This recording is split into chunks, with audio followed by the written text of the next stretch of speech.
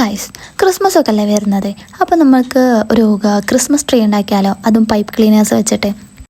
ഞാനിതാ ഈ ഷേപ്പിൽ കുറേ കട്ട് ചെയ്തിട്ട് എടുത്തിട്ടുണ്ട് കേട്ടോ. കുറേ എണ്ണം കുറേ എണ്ണം എടുത്തിട്ടുണ്ട്. എന്നിട്ട് ഇതിൽ വീഡിയോയിൽ കാണുന്ന പോലെ ഇതിനെ ഫോൾഡ് ചെയ്യുക. എല്ലാ പീസും നമ്മൾ കട്ട് ചെയ്തിട്ടുള്ള എല്ലാ പീസസിനെയും നമ്മൾ ഇതേപോലെ ഫോൾഡ് ആക്കുക കേട്ടോ.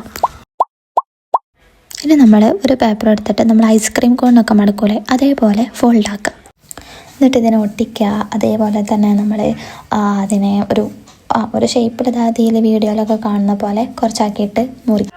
ഇനി ഞാൻ ഓരോ പെറ്റൽസുകളും അതിൻ്റെ കറക്റ്റ് ഓരോരോ ലൈൻ ബൈ ലൈനായിട്ട് ഇങ്ങനെ വട്ടത്തിൽ ഇങ്ങനെ അടിയിൽ നിന്ന് ഒട്ടിച്ചു കൊടുക്കുക കേട്ടോ. എന്നാലും ആ മുകളിൽ എത്തുമ്പോൾ നമ്മൾക്കൊരു ക്രിസ്മസ് ട്രീ പോലെ ഒരു സംഭവമായിട്ട് വരുള്ളൂ.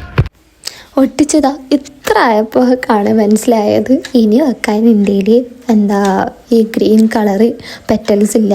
എന്നിട്ട് പിന്നെ ഞാനൊരു കാര്യം തീരുമാനിച്ചുകൊണ്ട് ഇതൊന്ന് തീർന്നിട്ടില്ലെങ്കിൽ എന്തോ ഒരു ഗതികേടാണേ.